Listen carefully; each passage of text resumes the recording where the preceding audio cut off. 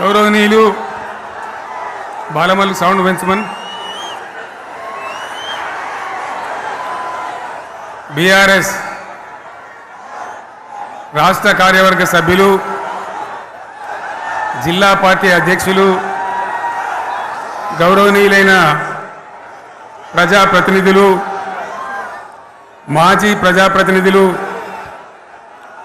లక్షలాదిగా తరలివచ్చిన ప్రియతమ కార్యకర్తలు, సైకిళ్ల మీద, ఎడ్ల బండ్ల మీద పాదయాత్ర పథికులుగా అనేక పద్ధతుల్లో అనేక ప్రాంతాల నుంచి ఈ సభకు విచ్చేసిన ప్రతి ఒక్కరికి పేరు పేరున వందనం, శుభాభివందనం. మీ అందరికీ కూడా తెలంగాణ రజతోత్సవ శుభాకాంక్షలు నేను తెలియజేస్తా ఉన్నాను.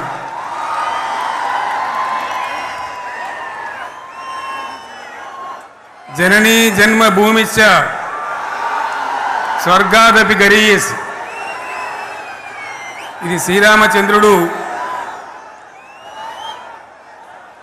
లంక మీద యుద్ధం చేసి రావణ సంహారం చేసి అయోధ్యకు తిరిగి రావాలి అనేటువంటి ఆలోచనలో ఉన్నప్పుడు రాముల వారి సోదరుడు లక్ష్మణుడు సహా ఆయన వెంట ఉన్న చాలామంది పెద్దలు లంక చాలా సువర్ణమయంగా ఉంది, అద్భుతంగా ఉంది, మనం ఇంకా అయోధ్యకు ఎందుకు, ఇక్కడి నుంచే పరిపాలన చేద్దామని అంటారు. దానికి శ్రీరామచంద్రుల వారు ఒప్పుకోలేదు. ఆయన చెప్పిన మాట ఏంటంటే, కన్న తల్లిని జన్మభూమిని మించినటువంటి స్వర్గం ఏది కూడా ఉండదు, కాబట్టి మనం అయోధ్యకే తరలిపోవాలని చెప్పి మళ్ళీ అందరిని తీసుకొని అయోధ్యకు రావడం జరిగింది. అదే స్ఫూర్తితోని చాలా గందరగోళ స్థితిలో ఉన్నటువంటి, దిక్కు తోతని స్థితిలో ఉన్నటువంటి, ఆత్మహత్యలకు ఆలవాలమైనటువంటి, వలసలకు నిలయమైనటువంటి ఒక ఘోరమైన ఆపదలో వలసవాదుల విషకవిగిలిలో చిక్కి నలిగిపోతున్న తెలంగాణ రాష్ట్రాన్ని ఎట్టి పరిస్థితుల్లో విముక్తి చేయాలని, స్వరాష్ట్రం సాధించాలని, జననిని జన్మభూమిని మించిన వేరేది లేదని చెప్పి నేను ఒక్కడిగా బయలుదేరి ఆనాడు తెలంగాణ ఉద్యమానికి శ్రీకారం చుట్టడం జరిగింది. 25 ఏళ్ల క్రితం, దయచేసి మీరు గొడవ బంద్ చేయాలి ఏమనుకోవద్దు, సభలో చాలామంది ఉన్నారు, లక్షల మంది ఉన్నారు, మీరు ఆపాలి ప్లీజ్. ఒకటే మాట బంద్ చేయాలి, గొడవ బంద్ చేయాలి ప్లీజ్, స్టాప్. సో ఆ విధంగా 25 ఏళ్ల నాడు ఎగిరినటువంటి జెండా ఈ గులాబీ జెండా. చాలామంది బంద్ చేయాలి ఏ బాబు బంద్ చేయాలి బాబు. ఆ రకంగా ఎగిరిన జెండాను ఎందరో అవమానపరిచింది, ఎన్నో మాటలు అన్నారు, ఎగతాళి చేసిండ్రు, అవహేళన చేసిండ్రు, మకలో పుట్టింది ఉబ్బలో పోతుందని చెప్పిండ్రు. కానీ ఈ జెండా మీ అందరి సహకారంతో, అనేక మంది త్యాగాలతోని, వందలాది మంది ప్రాణ బలిదానాలు కూడా చేయడంతో, అనేక ఉద్యమాలతోని యావత్తు తెలంగాణనే ఒక అద్భుతమైనటువంటి ఉద్యమమై ఎగిసిపడి ఒక సమయం ఎట్లా వచ్చింది, ఒక సమయంలో అంటే తెలంగాణ యావత్తు ఒక పక్కన నిల్చొని బరి గీసి బిడ్డ నా తెలంగాణ అక్కడ పెట్టు అని చెప్పి నిలబడ్డటువంటి సందర్భం మనందరం కూడా సృష్టించినాం. తద్వారా మన లక్ష్యం తెలంగాణ రాష్ట్రాన్ని సాధించుకున్నాం. ఆ తదనంతరం ప్రజలు దీవిస్తే 10 సంవత్సరాల పాటు అద్భుతమైనటువంటి దగదగలాడే తెలంగాణ తయారు చేసి అందరూ బిత్తరపోయే విధంగా, ఆశ్చర్యపడే విధంగా బ్రహ్మాండమైన తెలంగాణ నిర్మాణం చేసుకున్నాం. ఆ విధంగా 25 సంవత్సరాల సుదీర్ఘ చరిత్రను ఈరోజు ఈ వరంగల్ గడ్డ మీద మనం జరుపుకుంటా ఉన్నాం, రజతోత్సవ సందర్భంలో జరుపుకుంటా ఉన్నాం. చాలామంది చాలా రకాల ప్రయత్నాలు చేసినారు. ఇక్కడ కూడా ఇప్పుడు కూడా బ్రహ్మాండమైనటువంటి ప్రయత్నాలు చేస్తూ ఉన్నారు. నేను ఒక్కటే మాట చెప్తా ఉన్నా, ఈ గడ్డకు ప్రత్యేకత ఉంది. ఇది రాణి రుద్రమ్మ ఏలిన వీరగడ్డ, సమ్మక్క సారక్కల పోరుగడ్డ, బమ్మెర పోతన కవితా మాధుర్యం పండించినటువంటి జీవగడ్డ. ఈ వరంగల్ నేలకు నేను వందనం చేస్తూ ఉన్నాను. మన అమరవీరులకు శిరస్సు వంచి నివాళులు అర్పిస్తూ ఉన్నాను. 1969లో మూగబోయిన తెలంగాణ నినాదానికి తిరిగి జీవం పోసింది ఈ గులాబీ జెండా అని మీ అందరికీ నేను మనవి చేస్తూ ఉన్నాను. ప్రజలు పరిపాలన అప్పగిస్తే విధ్వంసమైన తెలంగాణను వికాస పథంలో నడిపించింది ఈ తెలంగాణ. దానికి కూడా ఈనాటి కరెక్ట్గా 25 ఏళ్ళు నిండుతూ ఉన్నాయి. ఆనాడు కొండా లక్ష్మణ్ బాపూజీ గారు ఆశ్రయం ఇస్తే ఏప్రిల్ 27, 2001 జలదృశ్యంలో టీఆర్ఎస్ ఆవిర్భావం తెలంగాణ చరిత్రనే మలుపు తిప్పిన ఒక మహోజ్వల ఘట్టం. పదవుల కోసమో, కులం కోసమో, మతం కోసమో, వ్యక్తుల కోసమో పుట్టలేదు ఈ గులాబీ జెండా. ఇది తెలంగాణ రాష్ట్ర సాధన కోసం పుట్టింది. పదవీ త్యాగాలతోనే మన తెలంగాణ ప్రస్థానం ప్రారంభమయ్యింది. అది ఫలించి మన స్వంత రాష్ట్ర కళ కూడా నెరవేరిందని నేను మనవి చేస్తూ ఉన్నా. ఆనాటికి అలుముకున్నటువంటి చీకట్లను పారదోలడానికి, ప్రజల్లో విశ్వాసం కల్పించడానికి, ఆత్మవిశ్వాసాన్ని పెంపొందించడానికి నేను ఒక మాట చెప్పిన ఆ రోజు మీ అందరికీ కూడా గుర్తుండాలి. ఉద్యమం నుంచి వెనక్కి మరలితే, ఉద్యమ జెండాను దించితే నన్ను రాళ్లతో కొట్టి చంపండి అని చెప్పి నేను ఉద్యమాన్ని ప్రారంభించిన విషయం మీ అందరికీ కూడా తెలుసు. ఆ తదనంతరం జరిగినటువంటి స్థానిక పంచాయతీ ఎన్నికల్లో, ఆ తదనంతరం జరిగినటువంటి సిద్దిపేట ఉప ఎన్నికలో ప్రజలు బ్రహ్మాండంగా ప్రాణం పోసి ఊపిరిలిదితే అద్భుతంగా ఉద్యమం ముందుకు పురోగమించిన విషయం మనకు తెలుసు. 60 ఏళ్ల సమైక్య పాలనలో తెలంగాణది ఎంత గోస, ఎంత దుఃఖం, ఎంత వేదన, ఎంత హింస, ఎంత అణిచివేత చూసినామో మనందరికీ కూడా బాగా తెలుసు. గోదావరి కృష్ణనీళ్ళు దక్కకుండా తరలిపోతే తల్లి సనుబాలకు నోచని పిల్లల్లాగా తెలంగాణ బిడ్డలు రోధించారు. కరువుల కాటకాలకు గురయ్యారు. అర్ధరాత్రి కరెంట్లు పెట్టబోయి పాములు గుట్టి, తేలు గుట్టి చాలా భయంకరంగా అనాథల్లాగా చనిపోయినారు. ఆ రకంగా జరుగుతూ ఉంటే ఇక్కడ ఉన్నటువంటి ఆనాడు కాంగ్రెస్లో, టీడీపీలో ఉన్నటువంటి నాయకులు పదవుల కోసం పెదవులు మూసిండ్రు తప్ప ఏనాడు నోరు తీసి కొట్టాడలేదు. గులాబీ జెండా ఎగిరేదాకా కనీసం తెలంగాణ సోయిని కూడా ప్రదర్శించలేకపోయినారు. మీ అందరికీ తెలుసు, తెలంగాణ కోసం అవసరమైన ప్రతి సందర్భంలో పదవులు త్యాగం చేసిన వాళ్ళు బీఆర్ఎస్ బిడ్డలు అని చెప్పి నేను గర్వంగా మనవి చేస్తూ ఉన్నా. కానీ పదవుల కోసం తెలంగాణను ఆగం చేసిన వాళ్ళు ఆనాడు ఉన్నటువంటి కాంగ్రెస్ నాయకులు అని చెప్పి కూడా నేను మనవి చేస్తూ ఉన్నా. చంద్రబాబు నాయుడు ఆనాడు ముఖ్యమంత్రిగా ఉండి ఎంత ఘోరమంటే హైదరాబాద్ నడిబొడ్డున ఉండే తెలంగాణ గడ్డలో ఉండేటువంటి రాజధానిలో మన శాసనసభలో తెలంగాణ పదాన్నే నిషేధించినాడు. తెలంగాణ అనవద్దని స్పీకర్ ద్వారా రూలింగ్ ఇప్పించినారు. ఇదే జిల్లాకు చెందినటువంటి ప్రణయ్ భాస్కర్ గారు ఆ రోజు ఎమ్మెల్యేగా శాసనసభలో తెలంగాణ అంటే అది నేరమైనట్టుగా పరిగణించి తెలంగాణ పదాన్ని నిషేధించేటువంటి ప్రయత్నం చేసినారు. మిత్రులారా, మీకు అందరికీ చరిత్ర తెలుసు. ఆనాడైనా, ఏనాడైనా, ఈవెన్ ఈనాడైనా తెలంగాణకు విలన్ నంబర్ 1 కాంగ్రెస్ పార్టీ అని మనవి చేస్తా ఉన్నా. మనందరికీ కూడా తెలుసు ఆ విషయం. తెలంగాణ హైదరాబాద్ స్టేట్ పేరుతో ఉన్ననాడు ప్రజలు వద్దంటుంటే కూడా బలవంతంగా తెలంగాణను ఆంధ్రాతో కలిపిన వాళ్ళే. ఏందా బాబు, ఏందా పని లేదా? రెడ్డి ఎవరెవరు పోండి, మీకేం పని లేదావా? ఈ 10 మంది కాదు కదా, సభ అంతా ఉంది కదా, ఉండండి, కాముకుండండి, డిస్టర్బ్ చేయండి మీరు. అట్లా బలవంతంగా ఆనాడు ఆంధ్రలో విలీనం చేసింది కాంగ్రెస్ పార్టీ, జవహర్లాల్ నెహ్రూ. 69లో ఉద్యమం వస్తే 400 మంది తెలంగాణ బిడ్డలను పిట్టల్లాగా కాల్చి చంపింది ఇందిరాగాంధీ ప్రభుత్వం, ఆనాడు ఉన్నటువంటి కాంగ్రెస్ పరిపాలన. మళ్ళీ 2001 నుంచి మనం విజృంభిస్తే నంగనాచిలాగా ఇదే కాంగ్రెస్ వచ్చి మన బలాన్ని మన ఊపును చూసి పొత్తు పెట్టుకొని తెలంగాణ ఇస్తామని నమ్మబలికి మనతో పొత్తు పెట్టుకున్నది కూడా మీరు చూసినారు. మళ్ళా ఎగ్గొట్టే ప్రయత్నం చేసినారు. 14 ఏళ్ళు ఏడిపించినారు. అది మీ అందరికి తెలుసు. వాళ్ళు ఎట్టెట్లా చేస్తూ ఉంటే వాళ్ళ మోసాన్ని కప్పేయడానికి నేను ఇదే జయశంకర్ సార్ కలిసి 36 పార్టీలతోని సమ్మతి లేఖలు తెచ్చినాం. దేశ రాజకీయ వ్యవస్థను మొత్తం ఒప్పించినాం. కాంగ్రెస్ మెడలు వంచినాం.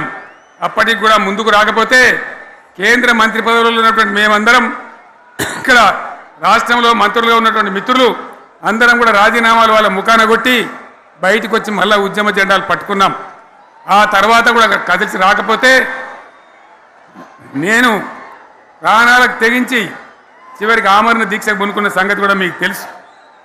ఆ సందర్భంలో భయపడ్డ కాంగ్రెస్ పార్లమెంట్లో ప్రతిపక్షాలన్నీ కాంగ్రెస్ గొంతు పట్టుకుంటే అప్పుడు దిగివచ్చి తెలంగాణ కోసం ప్రకటన చేసిన విషయం మీకు తెలుసు. మళ్ళీ ప్రకటన వెనక్కి తీసుకొని మళ్ళా వెనుకకు పోయినారు. ఆ తర్వాత సకల జనుల సమ్మె కావచ్చు, సాగర హారాలు కావచ్చు, వంట వార్పులు కావచ్చు, అనేక రూపాలలో విజృంభించి మళ్ళీ భయంకరమైన పోరాటం చేసినాం.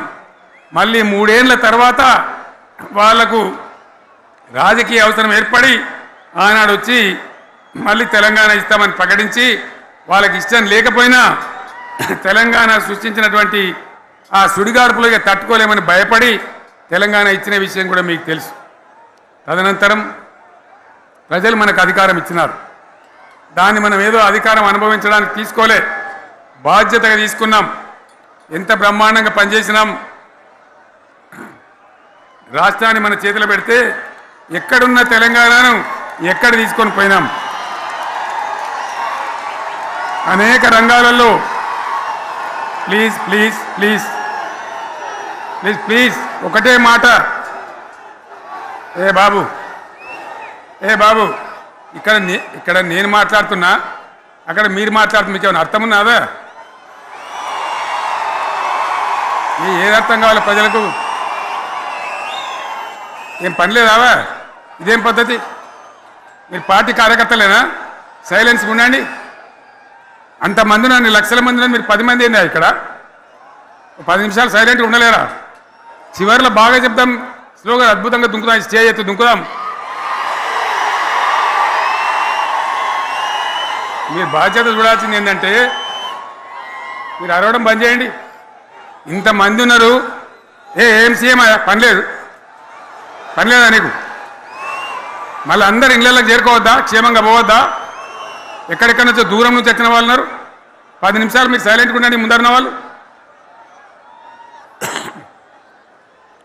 10 ఏళ్ళ బీఆర్ఎస్ పాలనలో ఎక్కడున్న తెలంగాణ ఎక్కడికి పోయింది? ఎన్ని రంగాలలో ఎన్ని అవార్డులు వచ్చినాయి? ఎన్ని అద్భుతమైన పనులు చేసి చూపెట్టినాం. తెలంగాణ అంటే ఒకప్పుడు వెనుకబడ్డ ప్రాంతం, ఎగతాళి చేయబడ్డ ప్రాంతం, పనికిమాలిన ప్రాంతం అనే పేరు పెట్టిన ప్రాంతం. కానీ ఎన్ని రంగాలు, తలసరి ఆదాయాన్ని బ్రహ్మాండంగా పెంచినాం. 90,000 ఉన్న తలసరి ఆదాయాన్ని 3.5 లక్షల పైచీలకు పెంచుకున్నాం. జిఎస్డిపిని దేశంలో నంబర్ 1 స్థానానికి తీసుకెళ్ళినాం. తెలంగాణలో బ్రహ్మాండంగా పెండింగ్ ప్రాజెక్టులన్నీ కూడా కంప్లీట్ చేసుకున్నాం.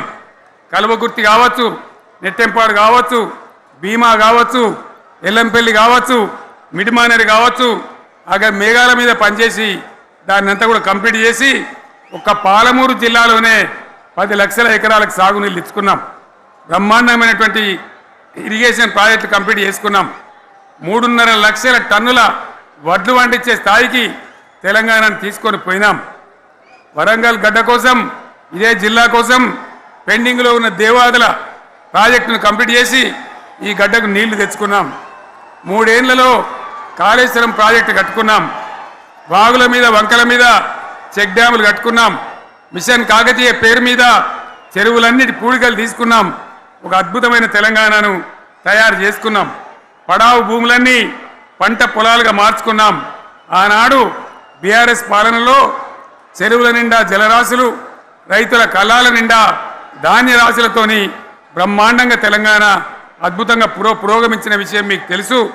పంజాబ్ను తలదన్నే పంటలు పండించిన విషయం కూడా మీ అందరికీ తెలుసు అని నేను మనవి చేస్తా ఉన్నా. రైతు కష్టమేందో నాకు తెలుసు. నేను స్వయంగా రైతును కాబట్టి రైతాంగాన్ని కడుపులో పెట్టి చూసుకున్నాం. మీ అందరికి ఒక మాట చెప్తా ఉన్నా, ఈ దేశంలో షేర్షా సూరి అని ఒక రాజు ఉండే. ఆయన కాలంలోనే రెవెన్యూ సంస్కరణలు తెచ్చినారు. నేను చెప్పే మాట మంచిగా వినాలి మీరు. చరిత్ర పొడుగుతో చూస్తే షేర్షా సూరి నుంచి స్వతంత్ర భారతం వచ్చిన తర్వాత ప్రజాస్వామ్య ప్రభుత్వాలు కూడా రైతుల దగ్గర రకరకాల శిస్తులు వసూలు చేసినారు, రైతుల దగ్గర డబ్బులు వసూలు చేసినారు, తహసీల్ రకాలు వసూలు చేసినారు, నీటి తీరువాలు వసూలు చేసినారు. కానీ రైతును చూడాలని వాడు అందుకోలే. భారతదేశంలోనే ఎక్కడ కూడా లేని స్కీమ్. నన్ను వాళ్ళు అడగలే, ఎలక్షన్లలో చెప్పలే. నాకు నేనుగా ఆలోచించి, ప్రభుత్వమే ఆలోచించి రైతు బంధు పథకాన్ని తెచ్చినాం. చాలా బ్రహ్మాండంగా రైతు బంధు పథకాన్ని అమలు చేసినాం. రైతాంగానికి ఎటువంటి కరెంట్ ఇచ్చినాం, ఎంత అద్భుతమైన కరెంట్ ఇచ్చినాం. ఆంధ్ర వలసవాద ముఖ్యమంత్రులు ఏం మాటలు మాట్లాడినారు.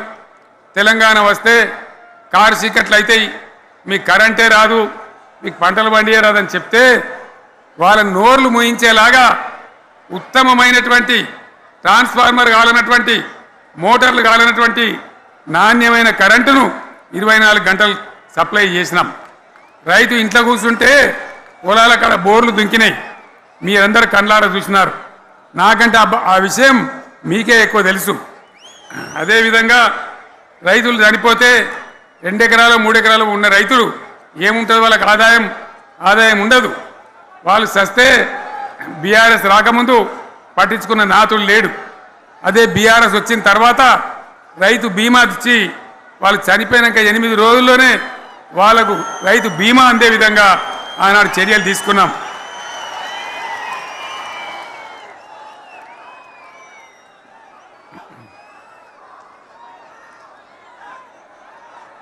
పైసలు ఎంత మంచిగా వచ్చేది, రైతు బంధు డబ్బులు ఏ విధంగా వచ్చేది. శనుకులు పడుతుంటే చకాచక వచ్చి బ్యాంకులలో డబ్బులు పడి రైతుల సెల్ ఫోన్లు మోగుతుండే. ఆ విధంగా కడుపులో చల్లగదలకుండా రైతాంగానికి రైతు బంధు పథకాన్ని అమలు చేసుకున్నాం. రకరకాల వ్యక్తులు రకరకాల మాటలు మాట్లాడినారు. జై కిసాన్ జై జవాన్ అన్నారు తప్ప వాళ్ళ సంక్షేమం ఏ ప్రభుత్వం కూడా చూడలేదు. అదేవిధంగా ధాన్యం రైతులు పండిస్తే కొన్ని 100 కోట్ల రూపాయలు ప్రభుత్వానికి నష్టం వచ్చినా ఏ విధంగా ధాన్యం కొన్నామో, ధాన్యం ఎంత బాగా కొన్నామో, వడ్లు కొంటే 3-4 రోజులనే డబ్బులు రైతుల ఖాతాలో ఎట్లా చేసినామో అవన్నీ కూడా యావత్ తెలంగాణ ప్రజలకు మీకు తెలుసు. అంతకుముందు మధ్య దళారుల పాలు ఎన్నో రకాల బాధలు, 7,500 కొనుగోలు కేంద్రాలు పెట్టి ధాన్యం ఎట్లా వేసినామో కూడా మీ అందరికీ బాగా తెలుసు. మరి ఇదంతా కూడా బ్రహ్మాండంగా జరిగింది. ఎన్నో పనులు, మిషన్ భగీరథ ఎన్నికల ప్రణాళికలు చెప్పలే, ఓట్ల ప్రచారం అప్పుడు చెప్పలే, గవర్నమెంటే చేసింది. ఇంటింట నల్లబెట్టి ప్రజలకు అందియడం జరిగింది. రైతు బంధు కానీ, రైతు బీమా కానీ, కళ్యాణ లక్ష్మి కానీ, కేసీఆర్ కిట్ కానీ, కంటి వెలుగు లాంటి ప్రోగ్రాం కానీ ఎవరు అడిగిన నన్ను ఎవరు అడగలే. అయినా మా అంతల మేమే మన రాష్ట్రం మన ప్రజలని వాళ్ళని బాగు చేసుకోవాలని చేసినాం. చెరువులలో చేపలు పెంచాలని ఎవరు అడిగిరు నన్ను, ఎవరు డిమాండ్ చేసినారు, వాళ్ళకు వృత్తి పని దొరకాలని, మత్స్యకారులను ప్రోత్సహించాలని చెరువులలో చేపలు పెంచినాం. లక్షలాది గొర్రెలను పంపిణీ చేయమని ఎవరు ధర్నా చేయలే, ఎవరు అడగలే. కానీ ప్రభుత్వమే తనంతట తానే బ్రహ్మాండంగా వాళ్ళకు చేయడం జరిగింది. ప్రజల అవసరాలు ఎప్పటికప్పుడు తీర్చినాం. అంతవరకే ఆగలే. పారిశ్రామిక రంగం మీద దృష్టి పెట్టినాం, పెట్టుబడులు ఆకర్షించినాం. సుమారు 20 నుంచి 25 లక్షల మంది పిల్లలకు ఉద్యోగాలు ఇప్పించే ప్రయత్నం చేసినాం. 40 కోట్లు మాత్రం ఉన్న ఐటీ ఎగుమతులు 2.5 లక్షల కోట్లకు పెంచగలిగినాం. ఐటీ రంగంలో 7 లక్షల మందికి ఉద్యోగాలు కొత్తగా వచ్చినాయి. 1000కి పైగా గురుకులాలు పెట్టినాం. పేద ఇళ్ళ విద్యార్థులకు ఉత్తమమైనటువంటి చదువును అందించినాం. తెలంగాణలో 3 మెడికల్ కాలేజీలు ఉంటే దాన్ని 33 మెడికల్ కాలేజీలు తీసుకొని పోయినాం. ఈ విధంగా అది ఒకటి మాత్రమే కాదు, బీఆర్ఎస్ టైంలో మత కల్లోలం లేదు, కర్ఫ్యూ లేదు, కల్లోలం లేదు, శాంతి భద్రతలన్నీ కూడా బ్రహ్మాండంగా కాపాడి ప్రతి ఒక్కరిని కూడా కాపాడే బాధ్యత తీసుకొని కడుపులో పెట్టుకొని చూసుకున్నాం. ఇవన్నీ కూడా నా డైలాగులు కాదు, నేను చెప్పే స్టోరీలు కాదు. ఇవన్నీ పార్లమెంట్ వేదికగా కేంద్ర ప్రభుత్వం అనేక సందర్భాల్లో వెల్లడించినటువంటి విషయాలు. Reserve bank of India, comptroller general of India వాళ్ళు వెల్లడించినటువంటి అధికారమైనటువంటి లెక్కలని చెప్పి కూడా నేను మీకు మనవి చేస్తూ ఉన్నా. ఇవన్నీ జరిగినాయి. ఇప్పుడు నేను చెప్పిందంతా కూడా మీ కళ్ళ ముందరనే జరిగింది. మరి కాంగ్రెస్ వచ్చి ఏడాదిని అర్థమా? మరి ఏం మాయరోగం వచ్చే, ఏం బీమారు వచ్చే, ఏమేమి చెప్పిరి, ఎన్నెన్ని చెప్పిరి? మీకు కావాల్సింది ఇదే కదా, చెప్తా. ఇక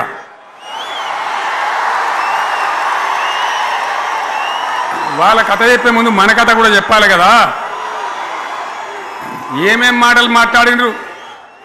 అరే మళ్ళేం సీఎం పెట్టిరా భయ్, ఎక్కడికెళ్ళి మోపోయినరా మీరు? బుద్ధి లేదా? ఆగు,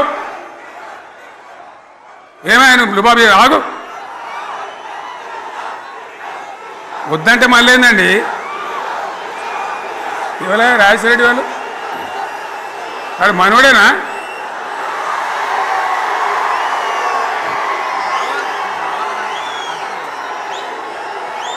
ఎన్నెన్ని మాటలు చెప్పిరి, వరుస బట్టి గోల్మాల్ దింపుట్ల కాంగ్రెస్ను మించిన వాళ్ళు లేడు, అబద్ధాలు చెప్పుట్ల కాంగ్రెస్ను మించిన వాళ్ళు లేడు. ఎన్ని చెప్పిరి? ఇక్కడ ఉన్నోళ్ళు జాలరని ఉన్న గాంధీలు లేని గాంధీలు డూప్లికేట్ గాంధీలు అంతా ఢిల్లీకి వెళ్ళి కూడా దిగిరి, సప్పట్లు కొట్టి డ్యాన్సులు చేసిన స్టేజీల మీద. ఒకటి చెప్పిండ్రా? ఏమిత్తాడా కేసీఆర్? రైతు బంధు 10,000 ఇస్తాడు, మేము 15 ఇస్తాం. చెప్పిండ్రా? చెప్పిండ్రా లేదా? చెప్పిండ్రా? ఈచుడు ఇచ్చుడు కాదు, చెప్పిండ్రా? 10,000కు 15,000 ఇస్తామని అన్నారా? కేసీఆర్ పెన్షన్లు 2,000 ఇస్తాడు, మేము 4,000 ఇస్తాం. చెప్పిండ్రా? ఇంకేం చెప్పిండ్రు? కేసీఆర్ ఇంట్లో ఇద్దరుంటే ఒకరికే ఇస్తాడు, మేము ముసలోనికి ఇద్దరికి ఇస్తాం. చెప్పిండ్రా? చెప్పిండ్రా లేదా? అన్న మీరు మధ్యున్న వాళ్ళు చెప్తలేరు, చెప్పిండ్రా? ఇవన్నీ కాంగ్రెస్ వాళ్ళు చెప్పిండ్రా? చెప్పిన వాళ్ళు ఒకసారి చేయలేవటారు దయచేసి.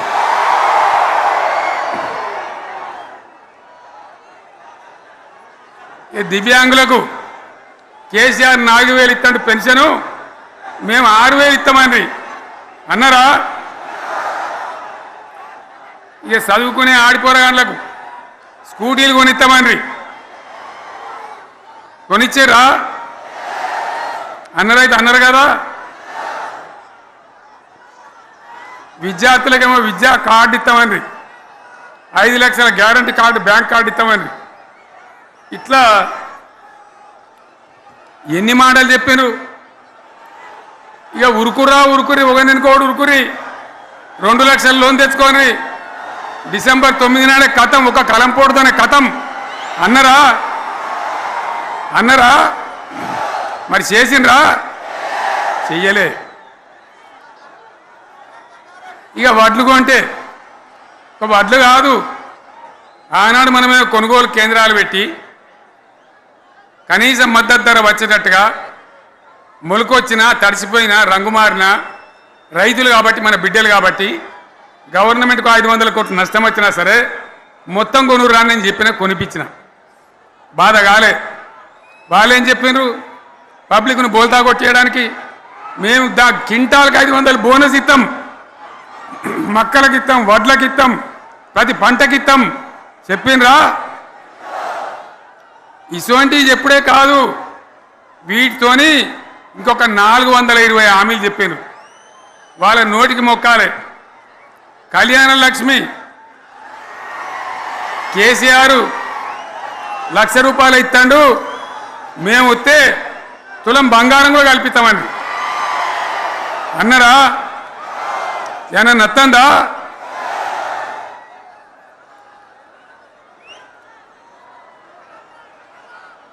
ఇక హామీలు ఇచ్చుడు కాదు, పెద్ద పెద్ద బుక్కులు వంచి ఊరూరికి వంచారు. ఇక సిగ్గులేక ఊళ్ళ పంట తిరిగి బాండ్ పేపర్లు రాసిచ్చారు. బాండ్ పేపర్లు ఇంటింటికి తిరిగిండ్రు. చెప్పిండ్రా? చాలా మంది అడిగిండ్రు. మరి మీరు అడ్డగోలు చెప్తున్నారు, అడ్డం పొడుగు చెప్తున్నారు, ఎటువంటి అడ్డ చెప్తున్నారు, యాడికెళ్ళి ఇస్తారా భయ అని అడిగిండ్రు. పేపర్ వాళ్ళు అడిగిండ్రు. ఇప్పుడు ఆర్థిక మంత్రి ఉన్నాయన టీవీలలో చెప్పిండు, ఆయన ఇస్తాం, చేసి చూపిస్తాం, మాది పేద పార్టీ, 120 ఏళ్ళ అనుభవం ఉన్న పార్టీ, మమ్మల్ని మించిన సిపాయిలు లేరు అని ఒకటి జబ్బాలు తరిచే, ఒకటి మెడలు తరిచే డైలాగుల మీద డైలాగులు కొట్టి మేము ఇచ్చేస్తామన్నారు. ఇచ్చిండ్రా? ఇయ్యలే. రుణమాఫీ చేయలే. మధ్యలో పార్లమెంట్ ఎలక్షన్ వచ్చినాయి. అప్పుడు నాకు కాలు ఇరిగింది, కుంటుకుంటున్నాం మెంటుకుంటున్నాం, మళ్ళీ నేను బయలుదేరిన. ఆ దెబ్బకి ఏం చేసిండ్రు? తెలంగాణలో ఎన్ని దేవుళ్ళు ఉన్నాయో అన్ని దేవుళ్ళ మీద ఒట్లు పెట్టుకున్నారు. పెట్టిండ్రా? బహిరంగ సభలలో ఆడిడ కూడా కాదు. ఇన్ని మాటలు చెప్పి ప్రజల్ని ఏమార్చింది. ఒక ఉచిత బస్ అని పెడితే అది జుట్లు పట్టుకొని కొట్టుకుంటానికి మనకత్తాను తప్ప ఏమనికి ఉపయోగపడ్డది లేదు. ఆ మహిళలే అంటారు మాకు ఎందుకు ఉచిత బస్, దరిద్రం, మాకు అవసరమే లేదు అంటాను. అటువంటి ఒక్క పథకం పెట్టి ఇక ఇప్పుడు మళ్ళీ పెద్ద నోరు పెట్టుకొని వాళ్ళే మాట్లాడతారు. అంటే అంటే మాట్లాడతారు, అబద్ధాలు చెప్తారు. మాట్లాడితే బీఆర్ఎస్ వాళ్ళ మీద నింద, మాట్లాడితే కేసీఆర్ మీద నింద. ఇది ఒక అలవాటు చేసుకొని ఎవరికి నోరుంటే వాంతే లెక్క అనే పద్ధతిలో అడ్డమైన మాటలు మాట్లాడుతూ చాలా ఘోరంగా మోసం చేస్తూ ఉన్నారు. ఎట్లున్నదంటే కాంగ్రెస్ వాళ్ళు చెప్పింది చాలా సిపాయిలం, మా అంత సిపాయి లేడండి. లేదంటే జనం నమ్మితిమి, ఆశపడ్డాం కదా, నమ్మి బోల్తా పడ్డాం కదా, గల్లంత అయినాం కదా. ఒక ఊళ్ళే మొలక నాట్లేసే టైం వస్తే అలుకుడు చేస్తాను, వడ్లు అలుకుతాను. మొలకకు అలుకుడు చేస్తాం కదా, తుకాలు పోయేమా. పెద్ద మొగోడని కొన్ని పిలిచిరట. మొగోడని మొలకలుస్తానికి పిలిస్తే ఎలక పిల్లని చూసి ఎల్లెంకల పడ్డాడు. ఇక మా అంత సిపాయిలు లేరు, మేము తెచ్చే ఇస్తాం, 6 సందమామలు పెడతాం, 7 సూర్యులు పెడతాం అని నమ్మబలికి ప్రజలను దగా చేసి మంచిగున్న తెలంగాణ నాగం పట్టించి ఓట్లు వేయించుకొని ప్రజలను మోసం చేసిండ్రు, దగా చేసిండ్రు. ఈ మాట నిజం, మీ అందరికి తెలుసు. ఇవాళ ఏం మాట్లాడతారు? మమ్మల్ని ఎవరు నమ్ముతలేడు, మాకు అప్పు ఉడతలేదు, యాడికెళ్ళి తెచ్చేయాలి అని ఇప్పుడు మాట్లాడుతున్నాం. అప్పుడేమో మాకు అపారమైన అనుభవం ఉంది, మేము చేస్తామన్నారు. ఒక్క మాట చెప్తున్నా మిత్రులారా, ఇక్కడ నోళ్ళం మనమే కాదు, నా ప్రసంగం టీవీలలో వినేటువంటి కోటాను కోట్ల మందికి కూడా నేను మనవి చేస్తా ఉన్నా. ఇంత మోసం ఉంటుందా? ఇంత దగా ఉంటుందా? ఓట్లయితే రాని అవతల పడదామని ముచ్చట్నా? ఎంతవరకు ఇది కరెక్టు? తెలంగాణ ఎంత మంచిగా పోయేది, ఇప్పుడు బొందలు పడగొట్టినరా? ఎంత ఘోరమైనటువంటి ఫలితం మనం చూస్తున్నాం. ఇవాళ ఏం జరుగుతూ ఉంది? మళ్ళీ అన్ని మోపైనాయి. ఇక దుకాణం పెడతామన్నారు, లొల్లు పెట్టిండ్రు, బొబ్బ పెట్టిండ్రు. ఇక ఓట్లయినాక ఎత్తడు, తవ్వడు, మోయాడు. బాయి పడతాం జోరుగా చెప్తే 6 నెలల ఏమయ్యారంటే ఇక ఆయనతో రేపే అవుతుంది, ఎల్లుండి అవుతుంది, సంక్రాంతికి అవుతుంది, దీపావళికి అవుతుంది, మార్చి 31కి అవుతుంది. మార్చి 31 లేదు, మన్ను లేదు, ఏది కూడా చేసింది లేదు. మొత్తం ఆర్థిక పరిస్థితిని దెబ్బతీసింది. తెలివి తక్కువ పనితోని, అవివేకం వల్ల, అజ్ఞానం వల్ల పరిపాలన చేయరాక సర్వనాశనం చేసింది. రాష్ట్ర ఆర్థిక పరిస్థితి ఎంత మంచిగా ఉండే, ఎంత బాగా పోతా ఉండే. మేము కష్టపడి కడుపు కట్టుకొని నోరు కట్టుకొని సంవత్సరానికి 10 నుంచి 15 వేల కోట్ల ఆదాయం పెంచినాం. అనేక రివ్యూ మీటింగులు చేసినాం. ఎంత బాగా తీసుకొని పోయినాం, తెలంగాణను ఎట్లా తయారు చేసినాం, ఆ విధంగా తీసుకొని పోయినాం. ఇవాళ ఒక్క మాట మీరు అందరూ ఆలోచన చేయాలి.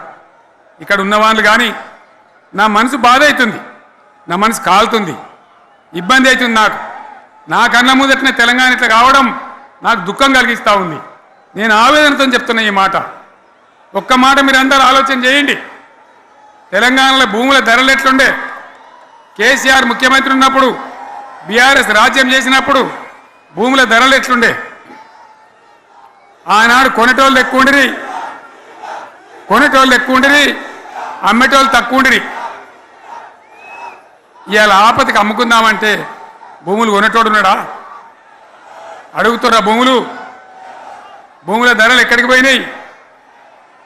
ఎవరికన్నా 5 ఎకరాలు డాంబర్ రోడ్ పక్కకుంటే నేను 5 కోట్ల మనిషిని, నేను కోటీశ్వరుని ధైర్యంలో రైతులు ఉండ్రి. ఇవాళ అడిగేటోడు ఉన్నాడా? ఉన్నదా? ఒక్కటే ఏడాదిలో గింత గల్లంత అవుతుందా? కేసీఆర్ పక్కకు పోగానే ఇంత ఆగమవుతుందా? ఇంకో మాట నేను అడుగుతా ఉన్నా, కరెంటును 35 ఏళ్ళు బాధపడ్డాం. నా బావి కాడ కూడా మోటార్లు కాలినాయి. బీఆర్ఎస్ వచ్చినాక నేను ముఖ్యమంత్రి అయినాక ఒక్కటే ఏడాది బావులా దాన్ని చక్కగా చేసి 24 గంటల కరెంటు ఇయ్యలే, నడవలే. రెప్పపాటు కూడా కరెంటు పోకుండా 24 గంటల కరెంటు తేలేదా? మరి మా అంత సిపాయి లేరంటే కేసీఆర్ మంచిగా ఇచ్చిన కరెంటు మీకెందుకు ఇయ్యే శాతం అయితే లేదు అని చెప్పి నేను అడుగుతా ఉన్నా. తెలంగాణ ప్రజల పక్షాన్ని అడుగుతా ఉన్నా. ఎందుకు ఇలా ప్రజల గోస ఉంచుకుంటా ఉన్నారు? మళ్ళా మోటార్లు కాలుతున్నాయి, ట్రాన్స్ఫార్మర్లు కాలుతున్నాయి, లంచాలు పెరుగుతున్నాయి. అది శాతం అయితే లేదా? మళ్ళీ ఇలా తెలంగాణ పోవన్నా మోటార్ పెట్టడానికి? ఏం దౌర్భాగ్యం ఇది! ఎటువంటి శని నెత్తి మీద పెట్టుకున్నాం మనం. మీరందరూ ఆలోచన చేయాలి. భూముల ధరలు ఎటుపోయినాయి, కరెంట్ ఎక్కడ ఎవడెత్తుకపోయా? మిషన్ భగీరథ అసెంబ్లీలో నిలబడి ఛాలెంజ్ చేసిన నేను 5 ఏళ్ల లోపల ప్రతి ఇంట్లో నల్లా పెట్టి నీళ్ళు లేకపోతే మళ్ళా ఎలక్షన్ల పార్టీ మేము నిలవడం, ఓట్లు అడగము అని చెప్పిన నేను. ఎవరు చెప్పాలి? దమ్మున్నోడే చెప్పాలి. చేసి చూపించినాం, నడిపించినాం, ప్రతి ఇంట్లో నల్లా పెట్టినాం. కృష్ణా గోదావరి నీళ్లు తెచ్చి ప్రతి ఇంటి ముందర దుంకిచ్చినాం. అది మీరందరూ దానికి సాక్ష్యం. ఇలాగా మంచినీళ్ళు కట్నే ఇల్లు పెట్టినపోయి ఉన్న పథకం కేసీఆర్ ఆయమల్ని అయిపోయింది. ఇంకా మంచినీళ్ళు కూడా ఇయ్యే శాతం అయితే లేదా? మేము ఇంత సిపాయిలం అంత సిపాయిలం అని ఎగిరెగిరి దుంకితే మాట్లాడితే మంచినీళ్ళు ఇచ్చే కూడా శాతం అయితే లేదా? మంచినీళ్ళు పోతాయి, కరెంటు పోతుంది, వడ్లు కొనే దిక్కు లేదు. వడ్లు కొంటాను రా, కళ్ళాల కాడ 15 రోజులు వడ్లు కొనే దిక్కు లేదు, అడిగే దిక్కు లేదు. సర్కారు కొనకపోతే దిక్కుమాలని దేవుడా అని ప్రైవేట్ మిల్లర్లకు అమ్ముకుంటున్నాం. మళ్ళీ అక్కడ దళారీలు, అక్కడ దోపిడీ, మళ్ళీ రైతాంగం దోపిడీకి గురవుతున్నది. మళ్ళీ 2014 కంటే ముందటి పరిస్థితులు వస్తూ ఉన్నాయి. ఆ విధంగా ఎందుకు జరుగుతూ ఉంది? ఇది ఎవరి అసమర్థత? కాంగ్రెస్ ప్రభుత్వం యొక్క అసమర్థత కాదా? ఈ కాంగ్రెస్ కాటేయడం కాదా? నేను ఒక్కటే మాట మిమ్మల్ని కోరుతా ఉన్నా, ప్రజలకు నేను అడుగుతా ఉన్నా. పేదలు గుడిసెలు వేసుకుంటారు, ప్రభుత్వ జాగాలలో పాపం తెలిసి తెలియక కొన్ని వేసుకుంటారు. బీఆర్ఎస్ గవర్నమెంట్లో హైదరాబాద్తో సహా వరంగల్తో సహా అనేక పట్టణాలలో అనేక ప్రాంతాలలో రాష్ట్ర వ్యాప్తంగా లక్షలాది మందికి మేము పట్టాలు ఇచ్చినాం.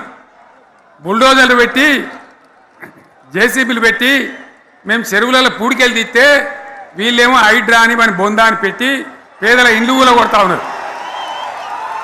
ఆనాడు చెరువు పూడికెళ్ళి తీసిన బుల్డోజర్లు ఇలా పేదల ఇండ్లు కూడా కొడతా ఉన్నాయి.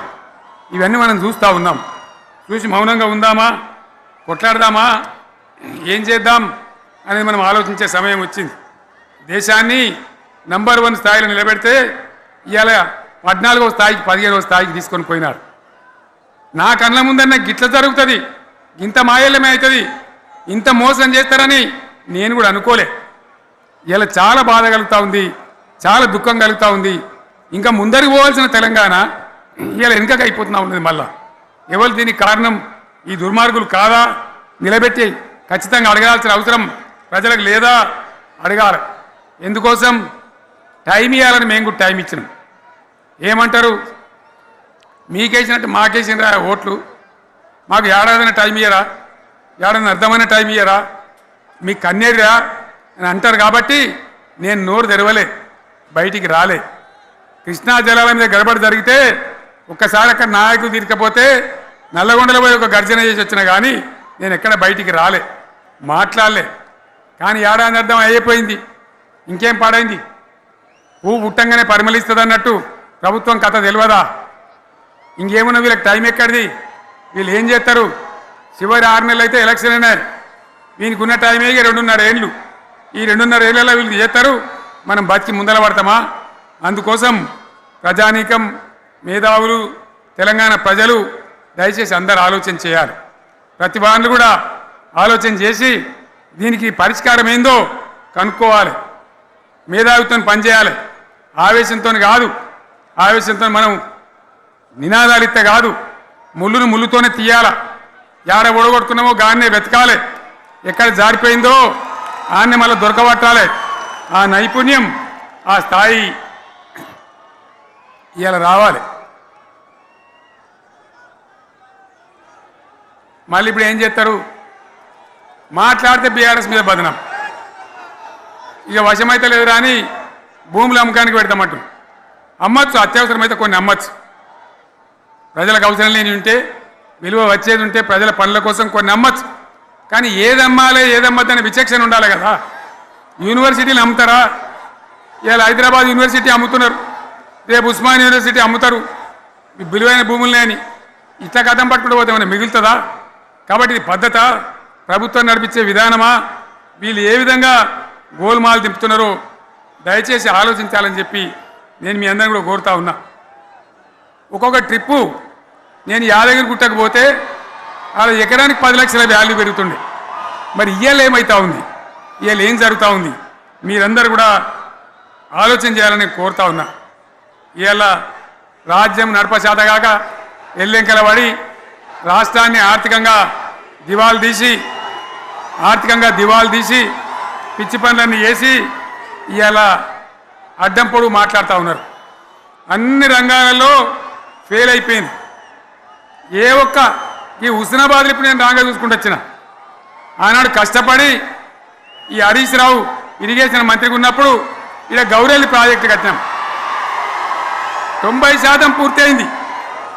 గౌరెల్లి ఇరిగేషన్ ప్రాజెక్టు ప్రజలకు సంజాయించి భూములు తీసుకొని ఆనాడు తిరిగి 90% పూర్తి చేసినాం. ఏడాది అర్థమైతే తట్టడి మన్ను తీస్తాను రా. పాలమూరు పథకం 80% కంప్లీట్ అయింది. ఎందుకు దాన్ని పెండింగ్లో పెడుతున్నారు? ఎందుకు దాన్ని పూర్తి చేస్తలేరు? ఈ విధంగా చిన్న మాట, చాలా చిన్న మాట. కేసీఆర్ కిట్టు పెట్టినాం, లక్షాధికారుల కోసం పెట్టినాం, కోటీశ్వర్ల కోసం పెట్టినాం. ఎవరి కోసం పెట్టినాం కేసీఆర్ కిట్టు? పేద ప్రజల కోసం, గ్రామీణ ప్రాంతాల్లో ఉండేటువంటి పేద ప్రజల కోసం పెట్టినాం. ఆడపిల్లంటే 13,000 ఇచ్చినాం, మగపిల్లగానికైతే 12,000 రూపాయలు ఇచ్చినాం.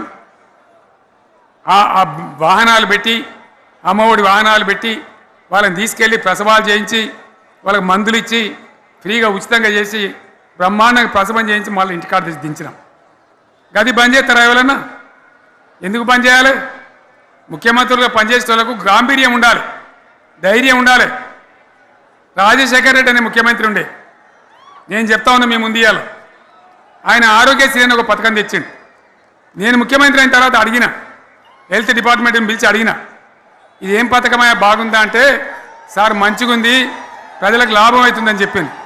నేను చెప్పిన ఆ పథకాన్ని అట్లే పెట్టండి, ఆ పథకాన్ని మార్చకండి,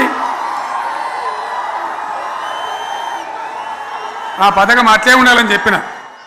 అక్కడ చెప్పడం కాదు, నేను అసెంబ్లీలో చెప్పిన, ఇది మా స్కీమ్ కాదు, కాంగ్రెస్ గవర్నమెంట్ ప్రారంభించింది, దాని పేరు కూడా మేము మారుస్తలేం, కానీ కొనసాగించాలని చెప్పినాం, కొనసాగించినాం.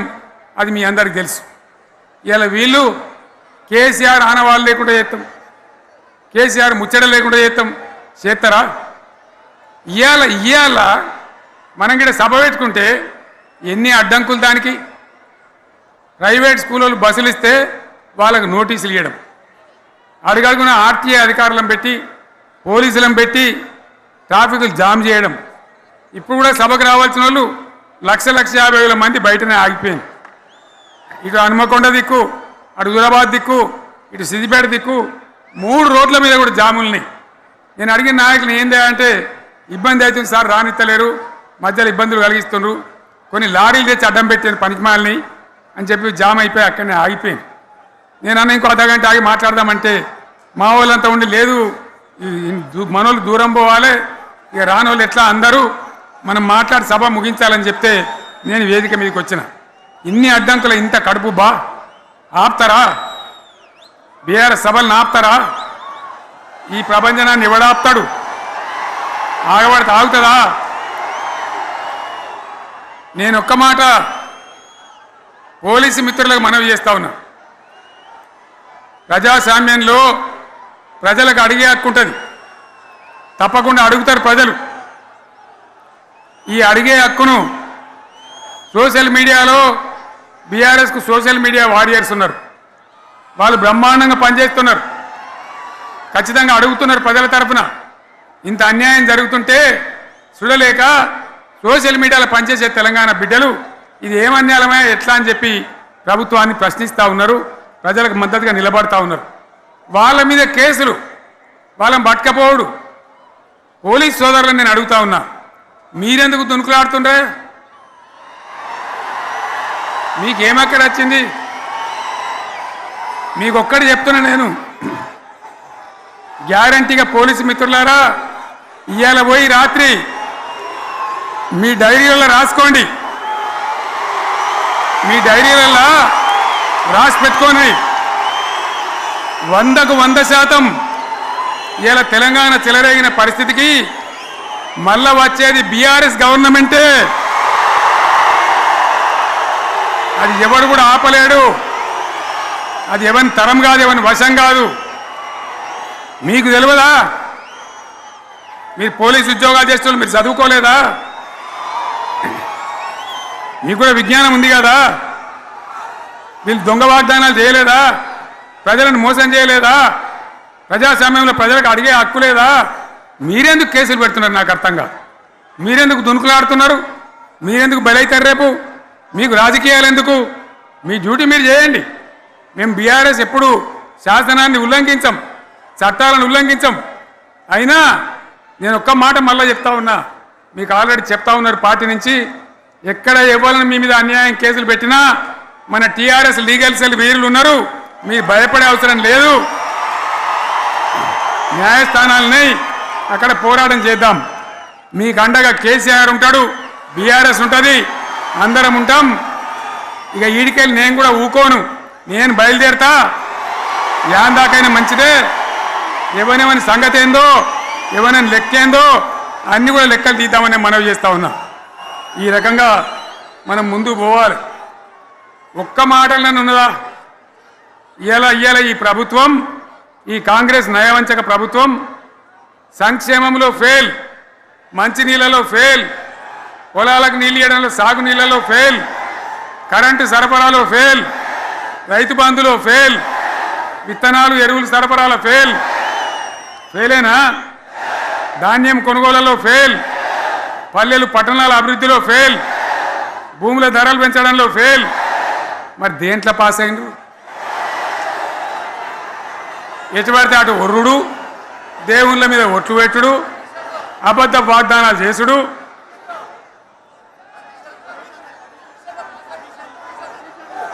అగో కమిషన్ అట 20-30% కమిషన్లు తీసుకున్నాడు, సంచులు నింపుడు, సంచులు మోసుడు.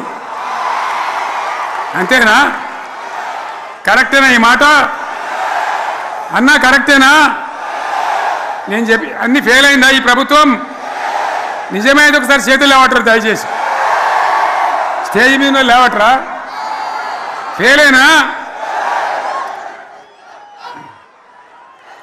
ఈ మాట 20%-30% కమిషన్లని నేను అంటలేను.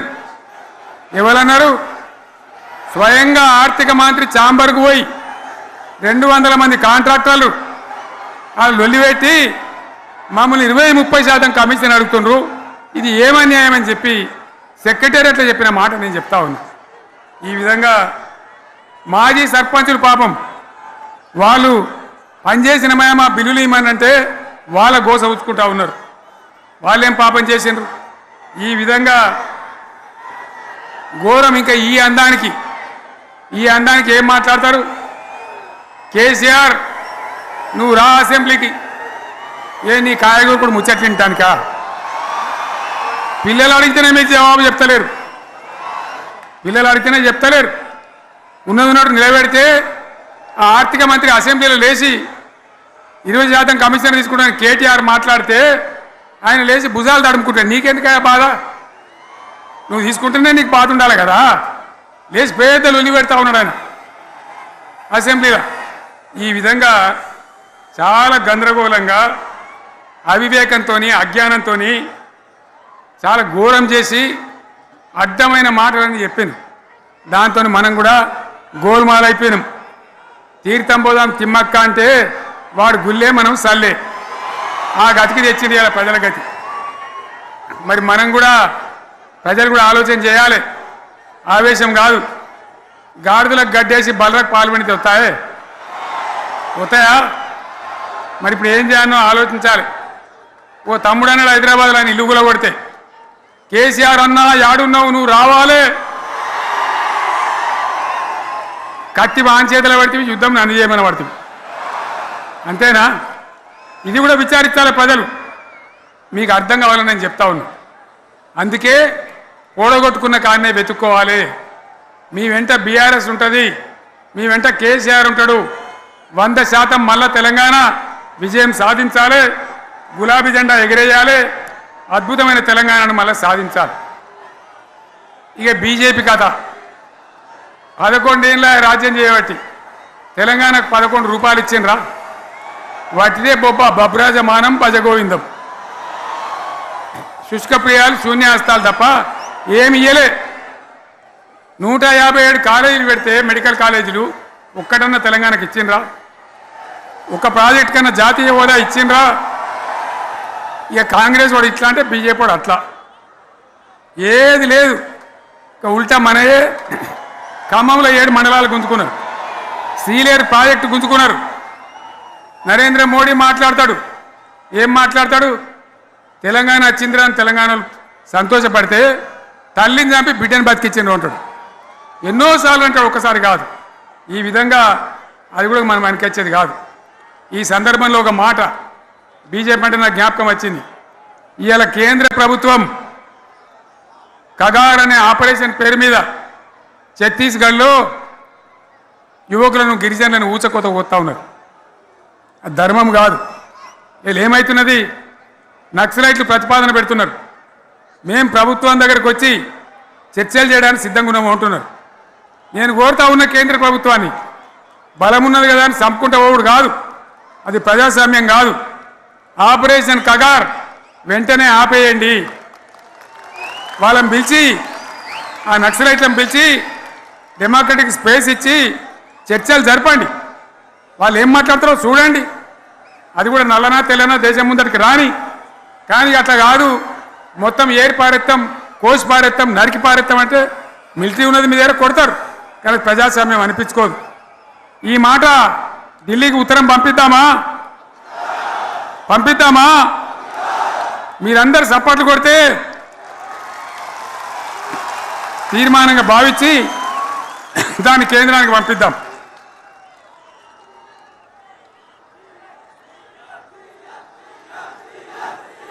ఇక్కడ 30 ఈ సందర్భంలో ఈ రజతోత్సవ వేళ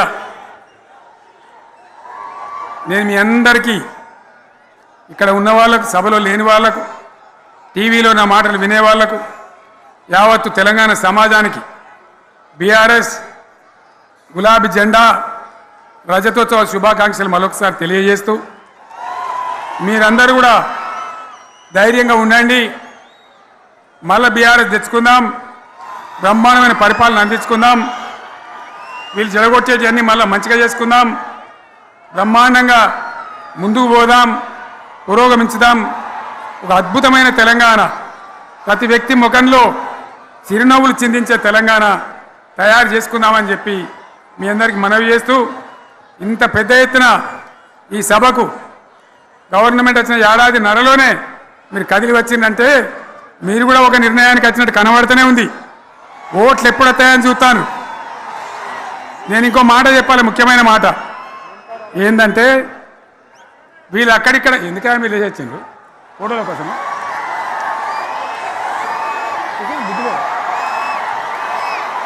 ఒక మాట చెప్పాలి, ఏంటిది? ప్రభాకర్ రెడ్డి అని మా ఎమ్మెల్యే ఉన్నాడు, దుబ్బాక ఎమ్మెల్యే. ఆయనతో ఎవరో హైదరాబాద్లో మాట్లాడితే, అన్న ఇంకా 3 ఏళ్ళు భరించాను ఈ గవర్నమెంటు అని మాట్లాడింది. ఆయన మాట చెప్పిండు విలేకరులు, అలా చూసారా మా గవర్నమెంట్ పడగొడతారట. మేమెందుకు పడగొడతాం రా భయ్? మాకేమైనా కాల్చేరు గులగుల పెట్టినాయా? మేమా కిరికిరి పని చెయ్యం బిడ్డ. మీరే ఉండాలి. ఓట్లు తీసుకున్నారు, చక్కగా పని చేయకపోతే మీ ఈపులు ప్రజలే సాఫ్ చేస్తారు. అంతే కదా? మేము పడగొట్టాం, మీ గవర్నమెంట్ పడగొట్టాం. ఎందుకంటే మీ సంగతి ఏందో మా సంగతి ఏందో ప్రజలకు పూర్తిగా అర్థం కావాలి. గులాబీ సైనికులకు నాది ఒక్కటే మాట, మనం ఏనాడు మనం పుట్టిందే పదవులు త్యాగం చేసి, పుట్టిందే రాష్ట్ర సాధన కోసం, స్వార్థం కోసం మనం పనిచేయలే. మీ అందరి నాయకులను కార్యకర్తలను నేను కోరేది ఒకటే, తెలంగాణ సమాజం అద్భుతంగా పురోగమించేదాకా మనం పనిచేస్తూనే ఉండాలి. గవర్నమెంట్లో ఉన్నా ప్రతిపక్షంలో ఉన్నా ప్రజల పక్షాన ఉండాలి, ప్రజలకు అండగా ఉండాలి, ప్రజల సమస్యల మీద పోరాటం చేయాలి, వాళ్ళకు అండదండలుగా ఉంటూ పురోగమించాలి. అదే మన కర్తవ్యం. అందులోనే మనకు అన్ని పదవులు వస్తాయి. అది పెద్ద ఇష్యూ కాదు. ఎన్ని వేల మంది మనోళ్ళు ఎంత బ్రహ్మాండంగా ముందుకొచ్చారు. కాబట్టి మీరందరూ కూడా ఆ విధంగా రావాలి. లాస్ట్ మాట, ఈ సభ నిర్వహించినటువంటి మిత్రులు పోచంపల్లి శ్రీనివాసరెడ్డి గారికి, వినయ్ భాస్కర్ గారికి, పెద్ది సుదర్శన్ రెడ్డి గారికి, రవీంద్రరావు ఎమ్మెల్సీ గారికి, వారికి నేను ధన్యవాదాలు చెప్తా ఉన్నా. ఇక్కడ భూములు ఇచ్చి బ్రహ్మాండంగా ఆదరించిన ఈ ఎల్కతుర్తి చుట్టుపక్కల గ్రామాల ప్రజలకు కూడా, రైతులకు కూడా నేను ధన్యవాదాలు తెలియజేస్తా ఉన్నా. ఈ రజతోత్సవ శుభాకాంక్షలు మీ అందరికీ మరొకసారి తెలియజేస్తూ నేను మీరు సెలవు తీసుకుంటా ఉన్నా. జై తెలంగాణ, జై తెలంగాణ, జై తెలంగాణ. ధన్యవాదాలు. ఇక ఇప్పుడు లొలిపెట్టరా పై, బాగా లొలిపెట్టారు చేసిండ్రు.